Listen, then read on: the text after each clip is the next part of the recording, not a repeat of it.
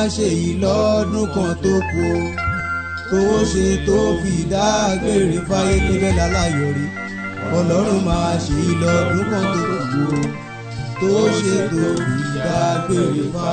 wá bá ń kọ́ lọ́jọ́ bí òní pókó ọdún ẹ bá ń kí Clement pókó ìyèdún ẹ bá ń kọ́ ọmọ ológun páṣẹ yìí ṣàmọ́dún. It is indeed a special year to celebrate a special man, a caring man loved by many. It is time to celebrate you, our resilient, hardworking and a great marketer, the warrior of Access Bank, RCCG branch. Oyin mọ tiẹ̀ nínú afárá, òjòlá mọ tiẹ̀ lárèrè. Ìyìn olúwa blessing lónìí ń bòun kí ẹ ó ní bòun relé àwọn bàbá rẹ lọ́kà àkókò. Ìjínigbé níyàn ọmọ alágbẹ̀dẹ ọmọ aréyìn jaja ọmọ ọ̀kà àkókò ọlọ́kà arúfẹ́. Ẹkùn ńlá forí òkè ṣe bùgbé ogunkógun ò lè dojúkọ ran àwọn bàbá rẹ̀. Ayọ̀túndé ogunkógun tó bá dojúkẹkùn níbùdó irú ẹni bẹ́ẹ̀ ń dẹni ẹbọra ni. Ìyìn olúwa ń wípé olólùfẹ́ mi ó ti mọ̀ ṣe lójú ọmọ aráyè àìmọ́ṣe wà ní jẹ́ tirẹ̀ o. Blessing ń wípé ìwọ lè jìká tí ò jẹ́ ká ṣe ó yẹ. Tí ò bá sí ti iṣu kí làbá máa pè níyàn, tí ò bá ságbàdo kí làbá máa pè lẹ́kọ̀ọ́, tí ò bá sí ìwọ Tolúlọpẹ́. Tálàbá máa pè láya wọn lọ́kà àkókò. Ọmọ ológun àgùntàṣọ́ lò ẹni obìnrin pàdé lọ́nà tó ní bẹ́lẹ̀ yóò bá jẹ́kọ̀ ẹni àsìjálẹ̀ ẹni. The warrior of Access Bank òkè àgbà ló ń gùn díẹ̀díẹ̀ yìí o ò wà ní jábọ́ lọ́lọ́ ọlọ́run. Ìyá rẹ̀ ń wípé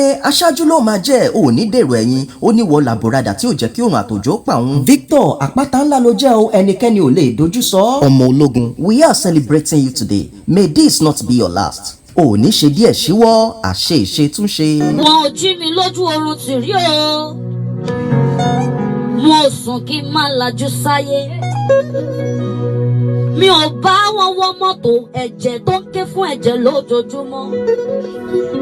Ohun gbogbo ló ṣe fún mi.